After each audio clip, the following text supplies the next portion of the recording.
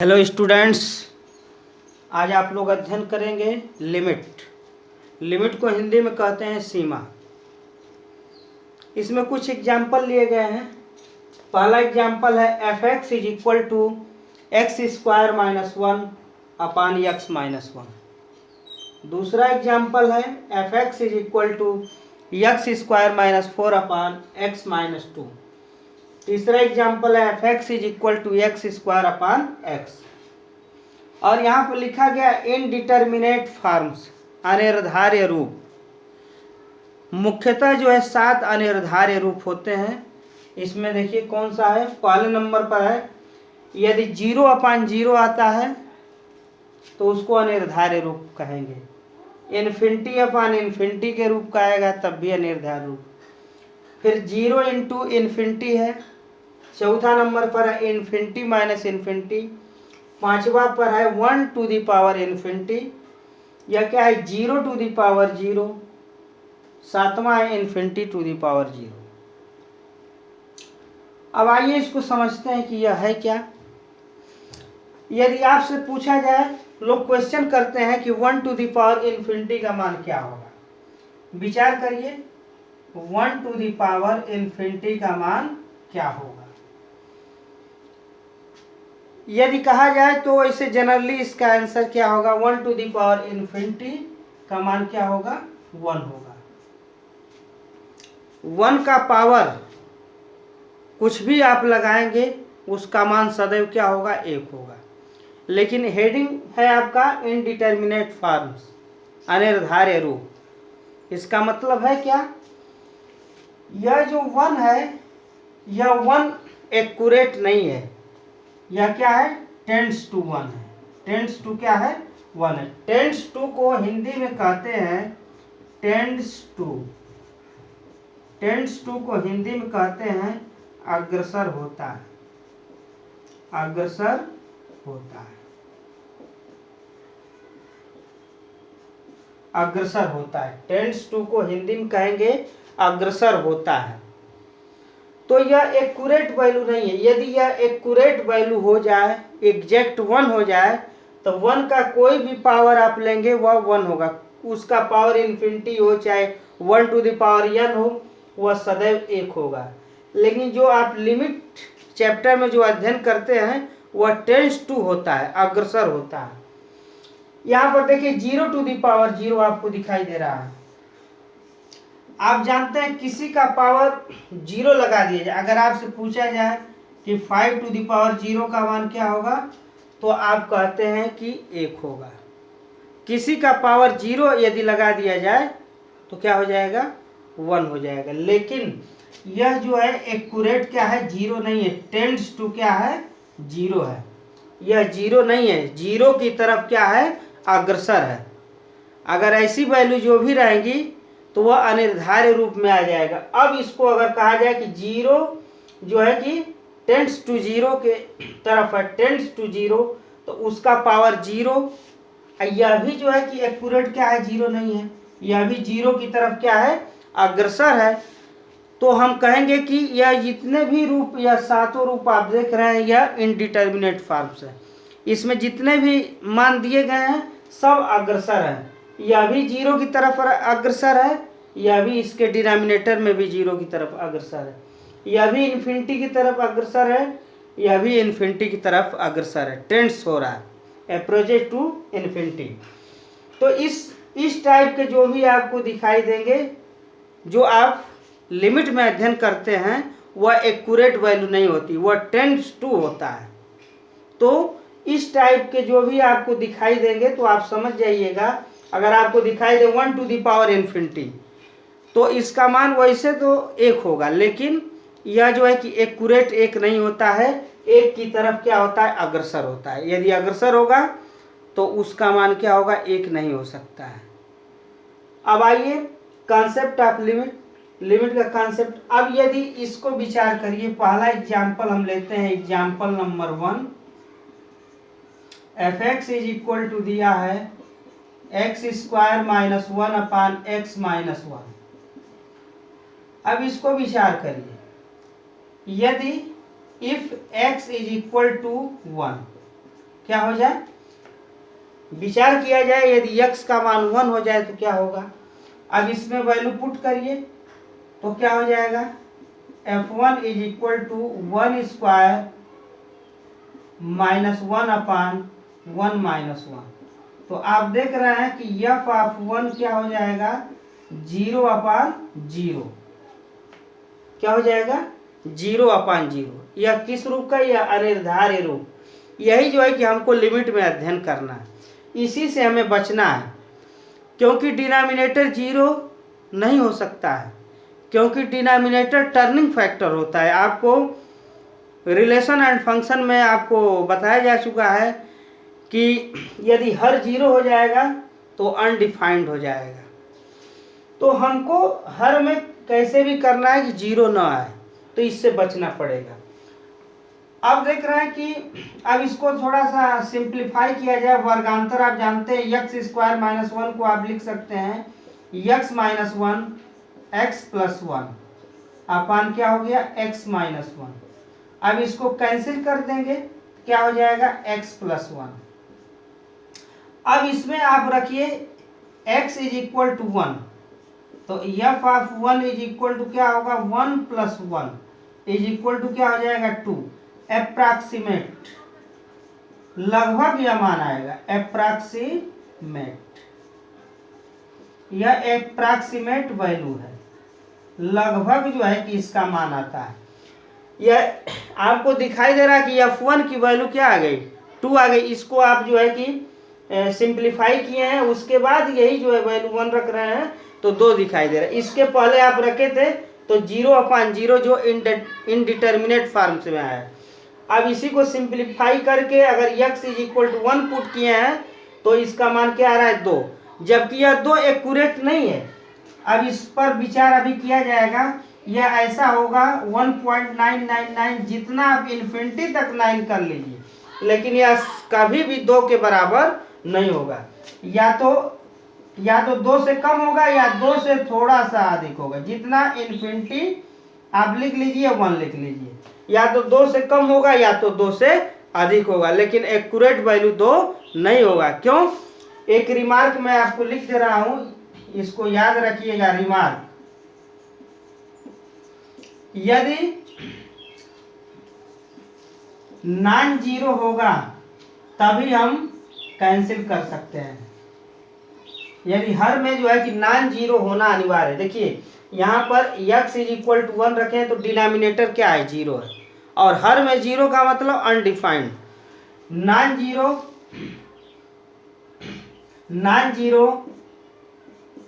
Denominator में होना अनिवार्य है। नॉन जीरो डिनोमिनेटर में होना अनिवार्य है, तभी हम कैंसिल कर सकते हैं। अनिवार्य है तभी हम कैंसिल कर सकते हैं। यह याद रखिएगा, बहुत इंपॉर्टेंट लाइन है, तभी हम कैंसिल कर सकते हैं। अब जो है आप कहेंगे कि यहाँ तो आपने कैंसिल कर दिया, fx is equal to x square minus 1 upon x minus 1 में यहाँ पर हम x इज इक्वल टू 1 रखें तो 0/0 जो अनिर्धार्य रूप आया है। फिर यही जो है कि इसको सिंप्लीफाई किए, वर्गांतर करके ये a square minus b square का फार्मूला लागू किए हैं। a माइनस बी एक ब्रैकेट में, a प्लस बी एक ब्रैकेट में, ऐसा लागू करके इसमें यदि value x is equal to 1 put किया गया है तो यह 2 आया है। यह देखने में 2 है लेकिन एक्यूरेट वैल्यू 2 नहीं, या तो वह 2 से कम होगा या 2 से थोड़ा अधिक होगा। अगर इसको अगर कहा जाए तो अप्रॉक्सीमेट या लगभग जो है आपस में क्या है, बराबर है, कोई ज्यादा का अंतर नहीं है, स्मॉल पॉजिटिव नंबर, ऐसा समझ लीजिए। तो लगभग या बराबर इसको हम कह सकते हैं। कभी यह याद रखिएगा यह 2 हो ही नहीं सकता है। क्यों, क्योंकि एक पर क्या है, अनडिफाइंड हो रहा है। अब आइए, डिनोमिनेटर टर्निंग फैक्टर होता है, यह कैंसिल आउट तभी होगा, यह याद रखिएगा, जब इसका डिनोमिनेटर नॉन जीरो हो, अशून्य हो, शून्य नहीं हो सकता है। अब देखिए, अब इसका जो है कि डोमेन आपको रिलेशन एंड फंक्शन में बताए थे, डोमेन जिसको प्रभाव क्षेत्र या प्रांत कहते हैं। अब इसमें जो है सभी रियल नंबर लागू हो सकता है इसमें। सभी आप जो है कि रियल नंबर क्या है, वे संख्याएं जिनका पूर्ण वर्ग धनात्मक हो उन्हें वास्तविक संख्या कहते हैं। तो सभी वैल्यू तो लागू हो जाएगा रियल नंबर, लेकिन एक को छोड़कर, एक पर ही अनडिफाइंड हो रहा है, इसी से बचना है। एक से हमको थोड़ा सा कम लेना है या एक से थोड़ा अधिक लेना है। तो आपको इस जो एग्जाम्पल नंबर 1 है, इसका कोई आपसे डोमेन पूछेगा तो आपको तो हम प्रीवियस क्लासेस में पढ़ा चुके हैं कि रिलेशन एंड फंक्शन में इसका रेंज क्या होगा। तो हम डिनोमिनेटर को पहले देखते हैं। डिनोमिनेटर टर्निंग फैक्टर होता है, और कौन सा यह मान है जो इसको अनडिफाइंड कर सकता है। तो इसका क्रिटिकल पॉइंट आपको बताए थे। क्रिटिकल पॉइंट क्या होता है, क्रांतिक बिंदु जिसको हम कहते हैं क्रिटिकल पॉइंट। क्रिटिकल पॉइंट को हिंदी में क्रांतिक बिंदु कहते हैं। तो x - 1 is equal to 0, x is equal to 1। x is equal to 1 पर जो है इस फलन के व्यवहार में क्या होता है, परिवर्तन होता है। क्रांतिक बिंदु की परिभाषा क्या है, डेफिनेशन ऑफ क्रिटिकल पॉइंट यही बताया गया था कि जिस पर फलन के व्यवहार में क्या हो जाए, परिवर्तन हो जाए। जिस पर फलन के व्यवहार में परिवर्तन होगा वही जो है कि उस फंक्शन का, उस फलन का जो है क्रिटिकल पॉइंट होता है। और क्रिटिकल पॉइंट ही मेन होता है। इसी पर हम देखते हैं कि किस पर डिफाइंड है, किस पर अनडिफाइंड है। तो आपका कुल मिलाकर यह है कि x का मान कभी भी एक नहीं हो सकता है। इसका मतलब यह हुआ कि यह फलन तभी परिभाषित होगा f(x) इज इक्वल टू, अब इसको देखिए, अब इस कंक्लूजन पर जा रहे हैं, x² - 1 upon x - 1 is equal to x² - 1 upon x - 1 लिखेंगे if x is not equal to 1। और यदि if x is equal to 1 तो यहाँ पर लिखेंगे नॉट डिफाइंड। यही इसका उपसंहार है, नॉट डिफाइंड। इस पर यह फलन क्या होगा, यदि x का मान, क्योंकि देखिए इसका जो डोमेन होता है उसको ध्यान रखिएगा। डोमेन का मतलब कलेक्शन ऑफ x और रेंज का मतलब कलेक्शन ऑफ y। तो आपका कलेक्शन ऑफ x क्या है, यही है r-1। 1 को हटा देंगे तो सब पर यह क्या हो जाएगा, लागू हो सकता है। तो अब यह जो आपकी वैल्यू जो 2 निकली है वह एक्यूरेट 2 नहीं है। कोई आपसे पूछेगा, क्योंकि यह x is not equal to 1 पर ही डिफाइन होगा। तो आप इसको, इस फलन को ऐसे डिफाइन करेंगे कि f(x) is equal to x² - 1 upon x - 1 if x is not equal to 1। और यदि if x is equal to 1 तो फलन क्या होगा, नॉट डिफाइंड होगा।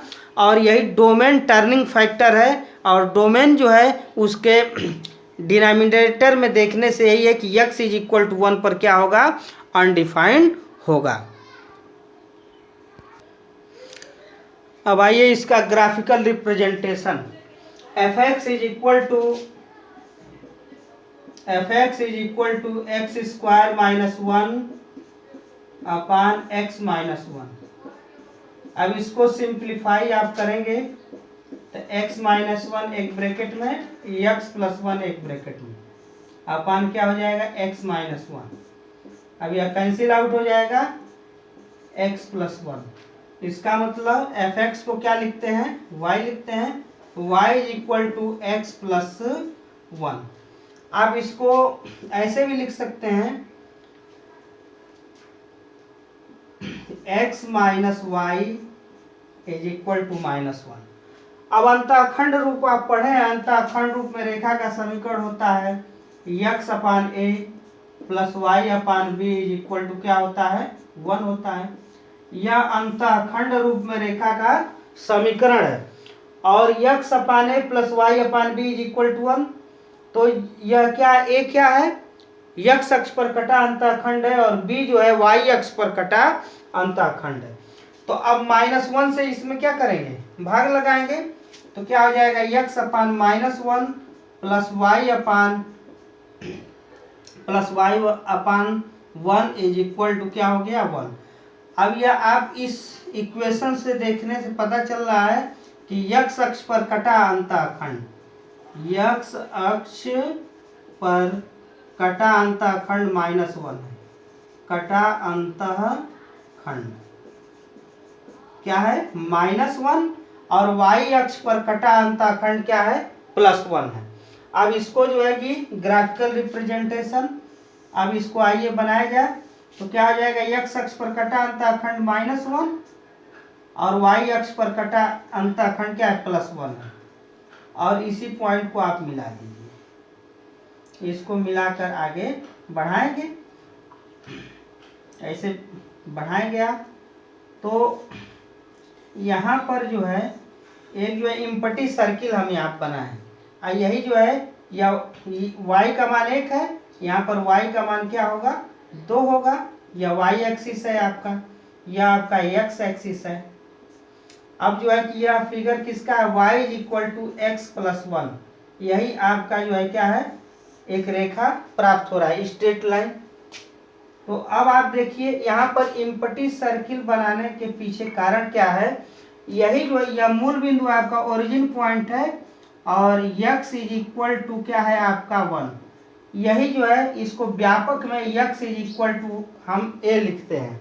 अब a क्या है? कोई आर्बिट्रेरी कांस्टेंट है, और आपको बताया गया था अचर दो प्रकार के होते हैं, एक आर्बिट्रेरी कांस्टेंट होता है, एक एब्सोल्यूट कांस्टेंट होता है।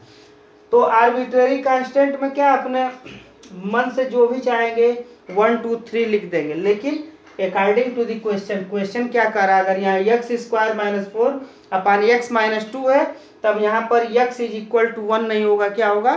2 हो जाएगा। तो एक का मान बदलता रहेगा, अकॉर्डिंग टू द क्वेश्चन हम उसको चेंज करते रहेंगे जैसा क्वेश्चन होगा। अब देखिए यहाँ पर इम्पटी क्या बनाया गया? यह x = 1 पर ही तो अनडिफाइंड है। अभी बात हो रही थी इसमें कि fx = x² - 1 अपान x - 1। अब इसका डिनोमिनेटर जो क्रिटिकल पॉइंट है इसका क्या है? इसका जो क्रांतिक बिंदु है, इसी पर फलन के नेचर में क्या होता है? परिवर्तन हो रहा है, और परिवर्तन होगा तो इफेक्ट डालेगा, अनडिफाइंड होगा, अनिर्धारित रूप आएगा। तो इसी से बचना है। इसका मतलब x का एक्यूरेट वैल्यू क्या होगा? 1 नहीं होगा, या तो 1 से थोड़ा कम होगा या 1 से थोड़ा अधिक होगा, लेकिन एक्यूरेट 1 नहीं होगा, क्योंकि डिनोमिनेटर को ही ध्यान में रखेंगे। तो अब देखिए इसी पर जो है x = 1 पर जो है कि जो यह आपका फलन का मान है, यही जो अभी निकाला गया था कि f ऑफ 1 = 2, वह एक्यूरेट क्या होता है? 2 नहीं होता, या तो 1.99 समथिंग होगा, या 2.00 जितना लिख लीजिए 1 होगा। एक्यूरेट वैल्यू नहीं होता है, क्योंकि x = 1 पर नॉट डिफाइंड है। तभी डिफाइंड होगा जब x ≠ 1 होगा। अब यहाँ पर जो इम्पटी सर्किल, या तो इसके आगे की बात होगी 1 प्लस की बात होगी, 1 + 0 या 1 - 0। तो हम इसके तरफ अप्रोच दो तरीके से कर सकते हैं, टेंड्स कर सकते हैं। यह जो या तो हम बाएं तरफ से अग्रसर हो या दाएं तरफ से अग्रसर हो। तो जो बाएं तरफ से अग्रसर होते हैं उसको हम बोलते हैं लेफ्ट हैंड लिमिट, और जो दाहिने तरफ से अग्रसर होते हैं उसे बोलते हैं right hand limit. Left hand limit को क्या बोलते हैं? वाम पक्ष सीमा, वाम पक्ष सीमा, और इसको बोलते हैं दक्षिण पक्ष सीमा, राइट हैंड लिमिट। तो हम अप्रोच करेंगे दोनों तरीके, लेकिन इस पर 1 पर जो है नहीं आएगी, इससे थोड़ा सा 1 - 0 का मतलब क्या है? इसी को आगे बताया जाएगा, 1 - h लिखा जाएगा, और 1 + 0 का मतलब होता है 1 + h। और h क्या है? h जो है कि स्मॉल पॉजिटिव नंबर है। h क्या है? स्मॉल पॉजिटिव नंबर, सूक्ष्म धनात्मक संख्या है, जो अप्रॉक्सीमेट जो है 0 भी लिख सकते हैं, लेकिन 0 नहीं होता है, स्मॉल पॉजिटिव नंबर होता है। तो इसीलिए 1 - 0 को 1 - h लिखते हैं, और h जो है स्मॉल पॉजिटिव नंबर। इसको 1 - 0 लिखिए चाहे 1 - h लिखिए। 1 + 0 को हम 1 + h भी लिखेंगे। यदि व्यापक चलेंगे x = a, तो यह a - 0 होगा या a + 0 होगा। तो अब देखिए इसी को लिखा जाता है right hand limit is equal to function of A plus 0 is equal to लिखेंगे लिमिट एच टेंस टू 0 हो जाएगा f of A plus h. पहला यह फार्मूला बनेगा और दूसरा फार्मूला बनेगा left hand limit is equal to function of A minus 0 is equal to limit h tends to 0 F of A minus h. यह कहाँ से आ रहा है? इसी पर लिमिट निकलता है और एच क्या है? Small positive number. अब जैसे इसका मतलब यह हुआ कि माना लेट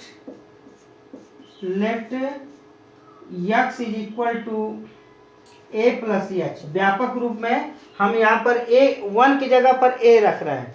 यदि जो है अब यहाँ पर देखिए यदि if x tends to a then तब एच टेंड्स टू 0।